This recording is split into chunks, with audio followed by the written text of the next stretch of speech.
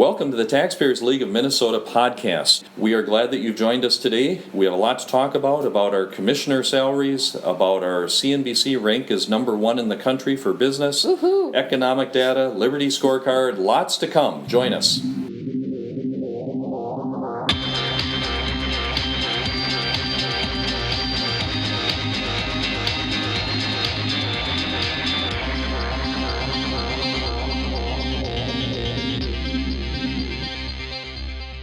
I'm Ted Lillie, President of the Taxpayers League, and I am joined by Margaret Martín, Research Director of the Taxpayers League. The Taxpayers League of Minnesota is the champion of lower taxes, limited government, local control, and free enterprise. Well, there's been a lot that's been happening since the end of the session and the special session in local politics. First thing up is probably the CNBC ranking Minnesota, the top state in the country to do business in. Yeah, how about that? Amazing, shocking. The governor, of course, was all over it, and his commissioner, Katie Clark-Sieben, was all over it and all excited that Minnesota was ranked number one for business.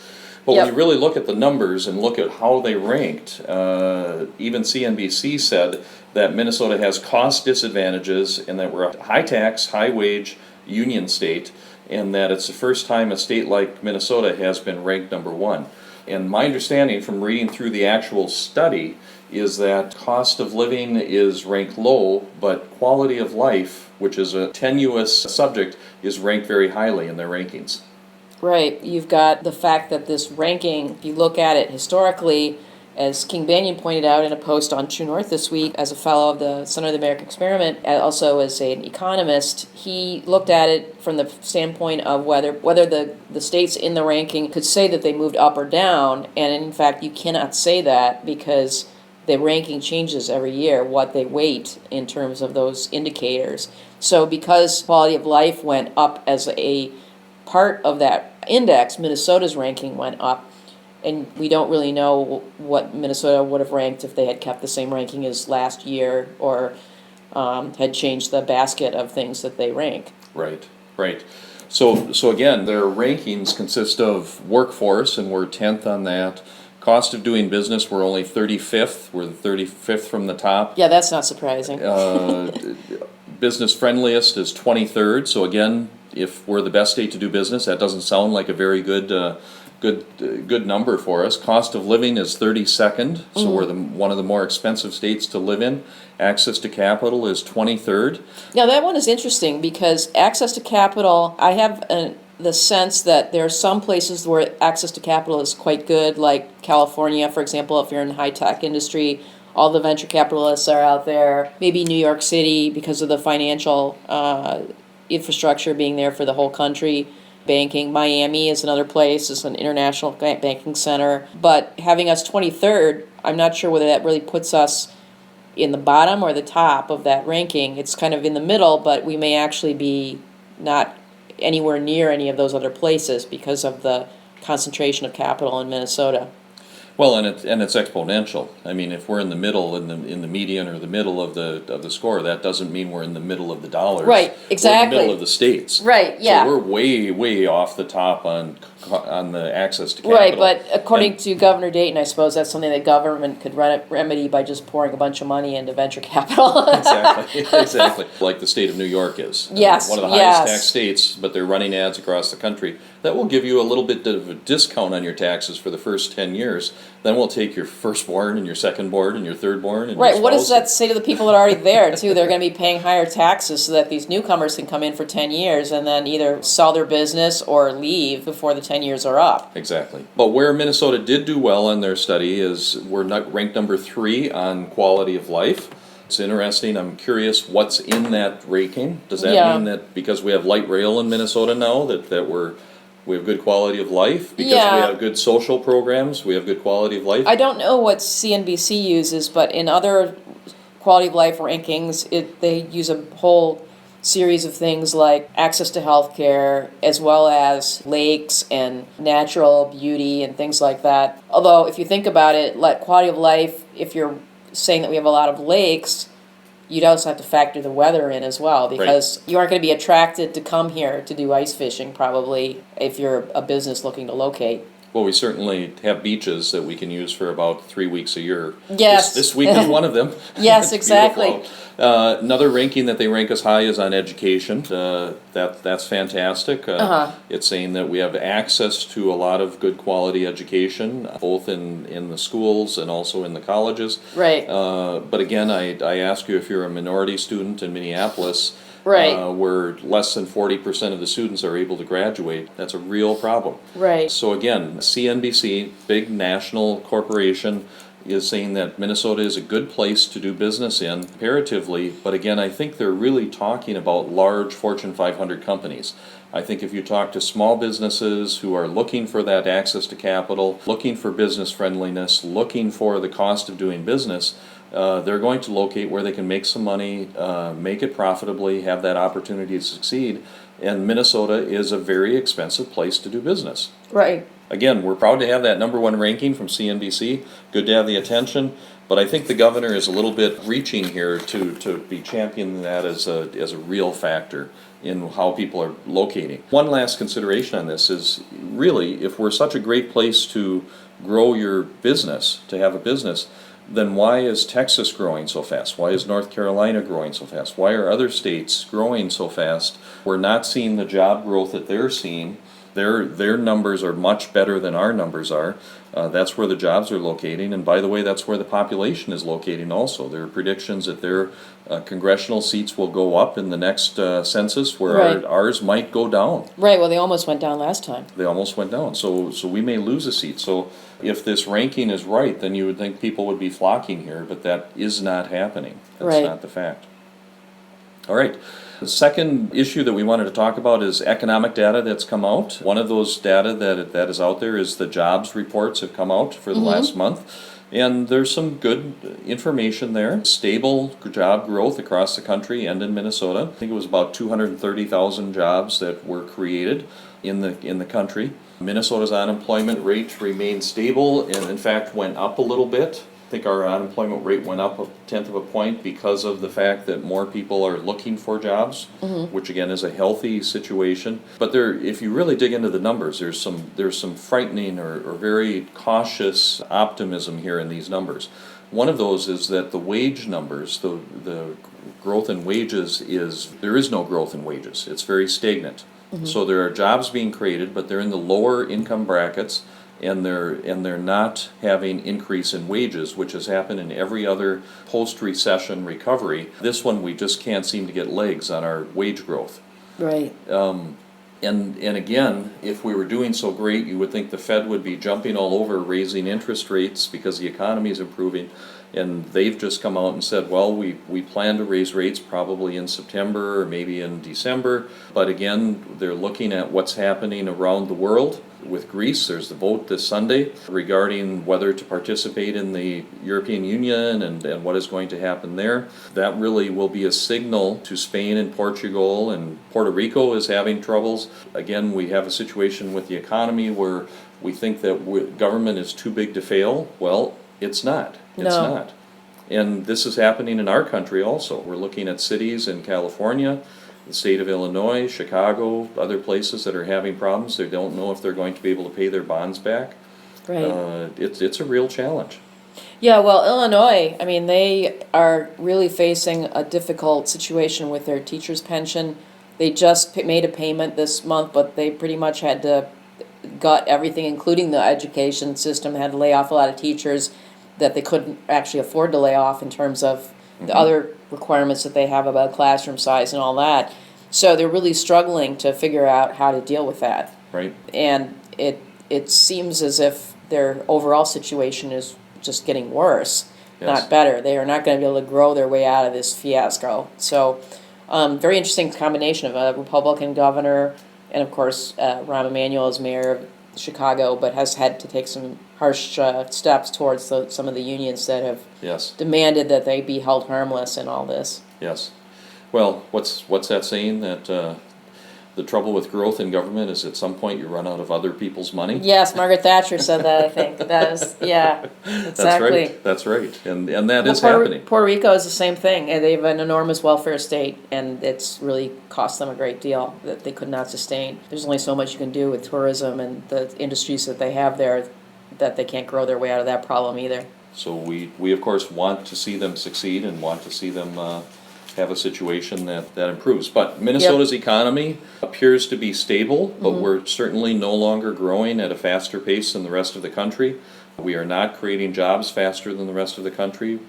Our unemployment rate is not coming lower than the rest of the country. It is lower, but it's not growing lower. So again, our economy is somewhat stable, but at the same time, it's not growing the way that we would like to see in a post-recession period. Right. One more thing about the wage stagnation. It'll be interesting to see what the inflation numbers end up being this year. In Minnesota, we have the added situation with our avian flu epidemic that just happened. Actually, it's still going on, but it's winding it down. I think the number of cases has gone down, new cases, which is good. You actually have things like eggs, which are definitely in the basket of necessities that they count for inflation, and the price has gone up quite a bit. I mean, I don't know if you've noticed in the grocery store, but eggs used to be like the cheapest thing you could buy. Right. And a lot of low-income people rely on eggs as kind of a staple. The last time I looked, they've gone up like even 3 times the price at Cub and not your fancy Lunds and Byerly's type places. Right. So I'm sure that's taking a toll on people's pocketbooks. And if at the same time their wages are stagnant, even if they're not unemployed, that will show up as a concern of the inflationary factors and further eroding the buying power of their wages. Yeah. Exactly.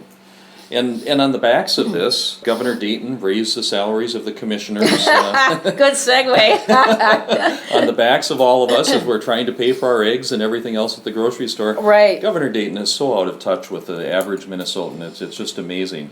So what happened here is that the commissioner salaries all went up substantially. It's going to cost the state another $1 million to pay for just these increases in the 20-some commissioners that have salary increases. And if we went back and again review the history of what happened here. Last session, 2 years ago, when the Democrats were in charge, both houses of the both legislature. houses and the governor, they gave the governor the ability to raise the commissions without going to the legislature. It's the first time that they have had that. Yeah, well, that's weird because, and the legislature, even when it's in Republican hands sometimes, does this, and I don't understand why. They cede power to the executive.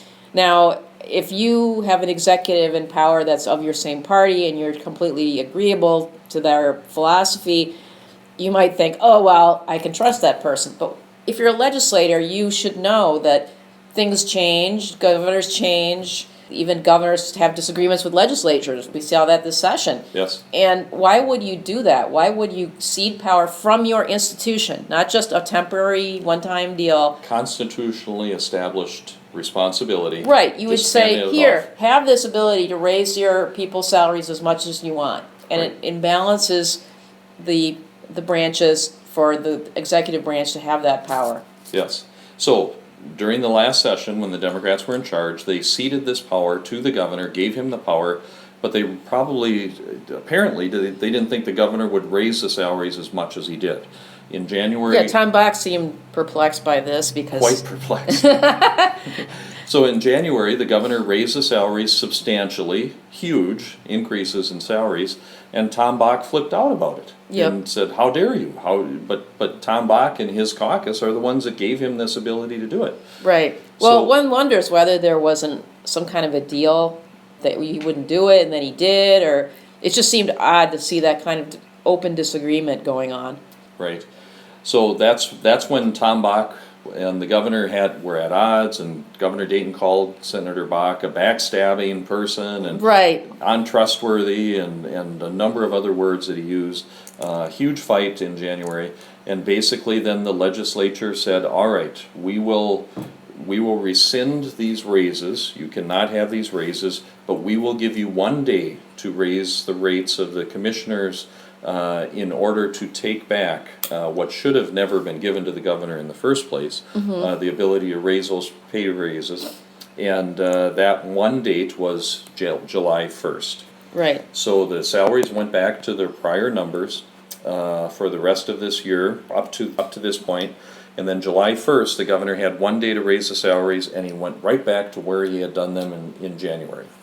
And these are big numbers, friends. You know, over $35,000 to most of them, some $25,000. But again, when many people in Minnesota are not earning $35,000, $40,000, these raises are $35,000. Right. And the biggest one, of course, is to his political crony, the guy who raised money for Elida Messinger and everybody else, who's now the chair of the Met Council. He went from $58,000 to $145,000. Yes, well, supposedly now he's, instead of being part-time, he's full-time, which also is questionable whether that was something that was allowed under his job description. Right. Well, Susan Haig, the prior, was basically, she was in charge of Habitat for Humanity. Right. So she drew a big salary there. Yep. But this fellow is taking all of his money from the government. Right. And in fact, we had an interesting message from a friend who basically was asking, well, are these political payoffs? Yes, that's right. It will be interesting to see, and all commissioners are usually tied to the governor in some way because he usually only appoints people who are close to him in philosophy. But it'll be interesting to see the campaign finance records of these people, the donations that they've made, calculate off of that base of the salary, assuming that's the only salary they're taking, that, you know, what are their political contributions, and whether it factors in some way there's an increase in their donations from the increase in their base in their salary. Right. And again, the question about the salaries, $150,000 for a commissioner. Minnesota's commissioners are not underpaid. They're No. in the higher rankings of state employees across the country. They're certainly in the top echelon of other commissioners in other states. But Governor Dayton's argument is, yes, but if they were in the private sector, they could earn more money. Well, perhaps yes, perhaps no. That might be the case, but also when you're in the private sector, you can be fired. You have performance measures, Right. Things like that. A number of our commissioners have had problems, have had challenges, and yet they still saw raises, saw Right. increases. The other thing that Governor Dayton pointed out is he said not a single commissioner came to him and asked for these salary rate increases. He just Right. felt it was important to give them. Yes. Well, he seems to equate taking heat for your agency's failures as being something that is not just part of the job, but is something that you should be rewarded for.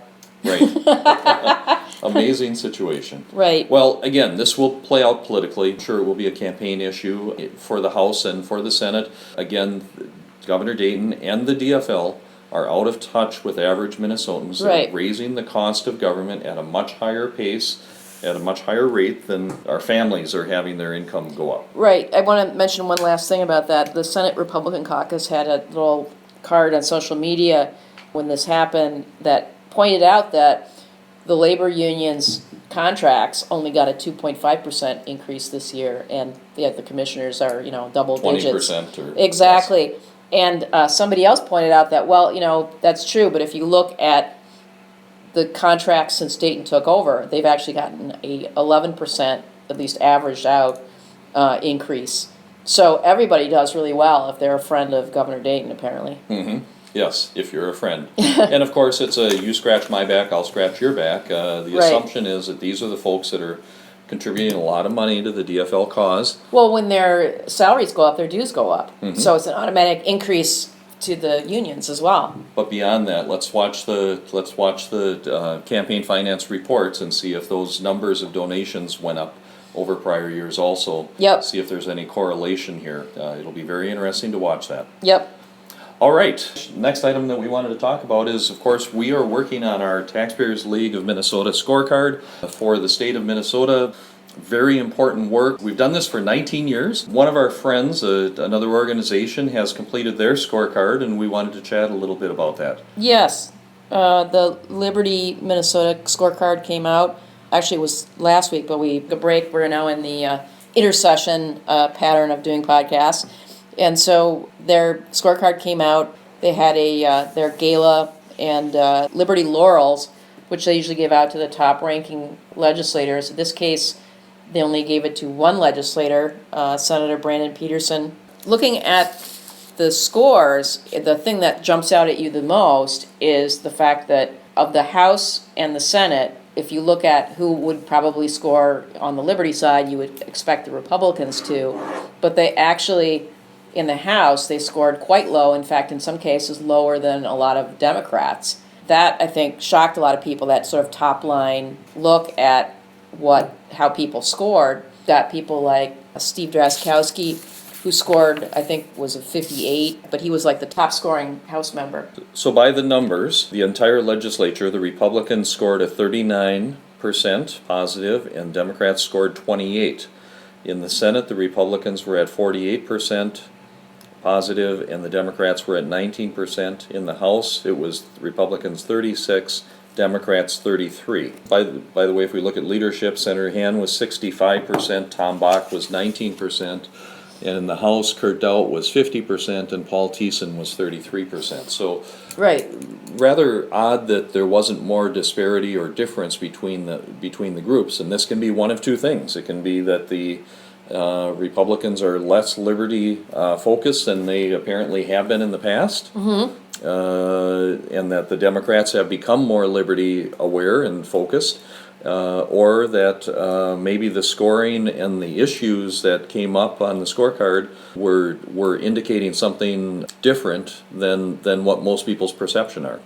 Well, yeah, I think the basket of issues that they took on as liberty issues were ones where there wasn't a real consensus among either side, actually. They weren't as partisan issues. No, they were not partisan issues, and which actually makes sense if you're looking at liberty scores, that you're going to have people falling out differently on what they think liberty is. For example, the Sunday sales issue, which is, consistently people think of it as, well, if you open up the sale of liquor on a Sunday, that's giving people more freedom. So that's kind of the way that they saw that getting out of the market.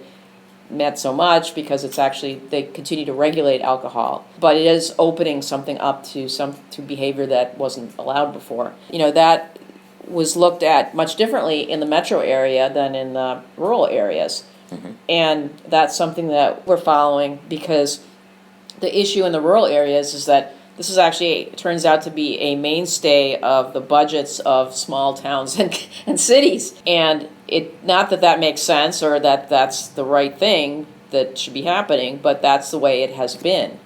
And so a lot of legislators in the greater Minnesota area got heat from their local city and town folks, who normally you would think would not have anything to say about an issue like whether there should be Sunday sales. In fact, you think they might even be pro that if the taxes went to their city. Mm-hmm. But instead, there's a competition between, or they're afraid of a possible competition between private seller and the municipal liquor store, where all the profits accrue to the local town or city. So that's the argument that was made in the legislature. That's what some of the legislators saw as a situation. So it was more complicated for them to make that decision. From a liberty perspective, having that ability. And you don't care about the municipal liquor stores. You don't think they should exist. So why should you worry about them? Exactly. But definitely there was some struggle from that quarter, which made the issue more complicated for some legislators. Yes. And they tended to vote no. There were actually two votes on that. There was one that would let towns and cities actually make their own decision about whether they wanted to have Sunday sales, and then there was the other one, which was just sort of have Sunday sales. Mm-hmm. And so, you actually saw some difference between those two votes.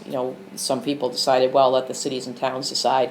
Right. Other people who were like, no, that's what's going to happen is you're going to have towns. You'll have like the old dry towns versus, liquor towns, and sure. Pretty soon everybody will be a liquor town because they don't want to lose out on the sales, and that'll be it. Right. So, but you do have weird things like Edina has 3 municipal liquor stores in Edina, and yet, Total Wine and More is opening up down the street, and they're poised to basically lose a lot of money when that happens. Right. So I think But there are a lot of other issues also on the scorecard. In addition to the liquor. Right, there's also the parolee voting, which is something which some law and order type Republicans and conservatives don't like that idea. Some of the voting integrity people don't like it, that they think that you shouldn't get your right to vote back until you've served your sentence entirely, including the parole. And so the issues there are very contested, I guess you could say. You can believe one side or the other's argument, but they're contested within the usual Republican fold that agrees on Yes. most of the liberty issues. It turns out that they don't agree on some of these other issues that came up this year. Right. And again, the Liberty Scorecard really is a broader scorecard covering more issues than the Taxpayers League Scorecard. We cover fiscal issues. Fiscal and regulatory. Right. Covers more issues, more types of issues. More types of issues, yeah. Than the Taxpayers League Scorecard does. We also try to, and historically we've tried to pick issues that really do show not just the value in principle of something, but also the differences, that highlight the differences between legislators on particular fiscal and regulatory issues. And so what we often do is, if we have a lopsided vote, for example, there were a few votes in here that were unanimous, Peace in the Valley votes. Right. And to us, when you actually put them into a scorecard, it doesn't actually show anything because it's a wash.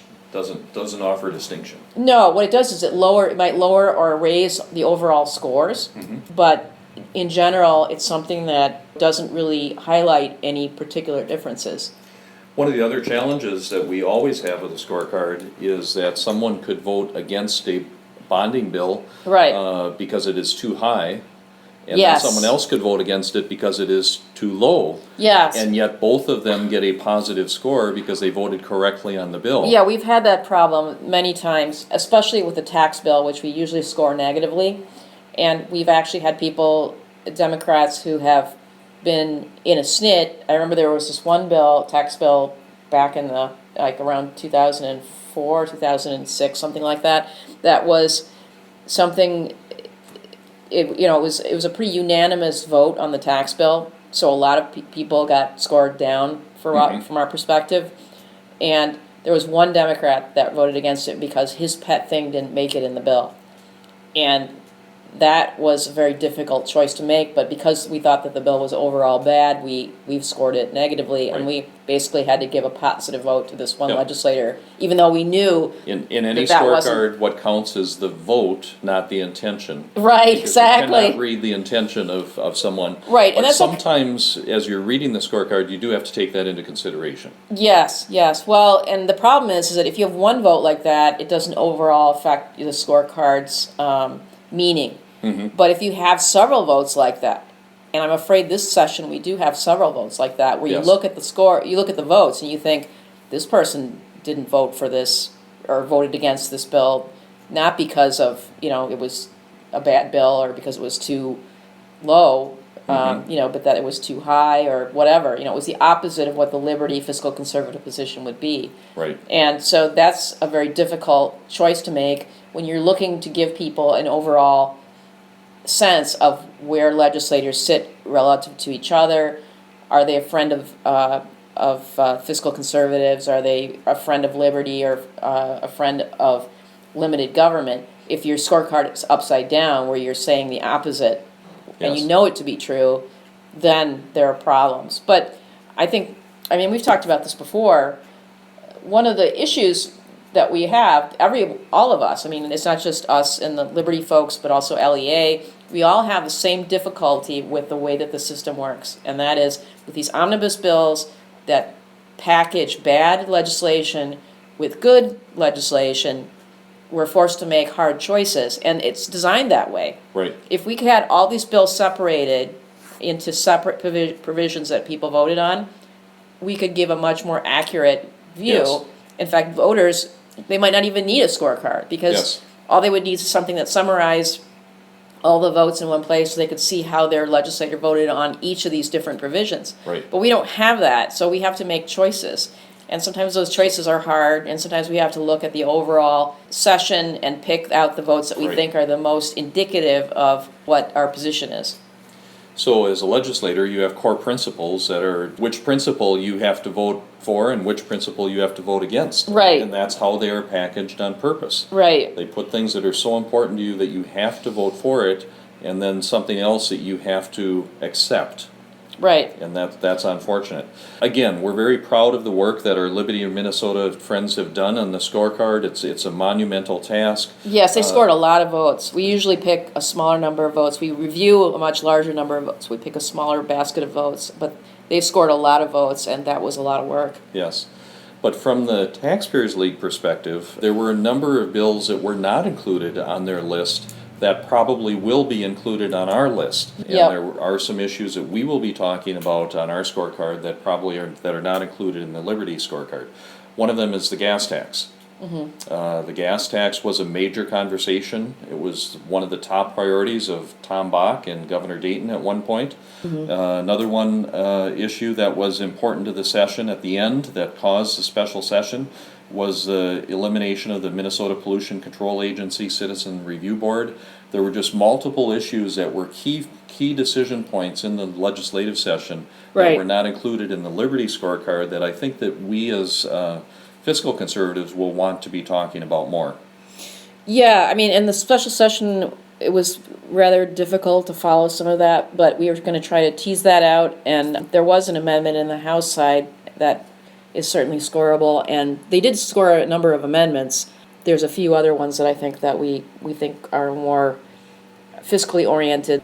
So look forward to our Taxpayers League of Minnesota scorecard that will be coming out shortly. I think when you look at the multiple scorecards that are available, you can get a real picture of what happened at the legislature this year. Each of our scorecards is used for a different purpose for our base, but when you take them together, it definitely paints a picture of how your legislators are actually doing. And in the end, what matters is their votes. How they vote. It's not what they tell you at their community events. It's what did they vote? How did they vote on these important issues? And that is where you should hold them accountable for what they did. Right. All right. Thank you for joining us on our podcast today. Appreciate your time. Have a wonderful week. Pay attention. Talk to your legislators.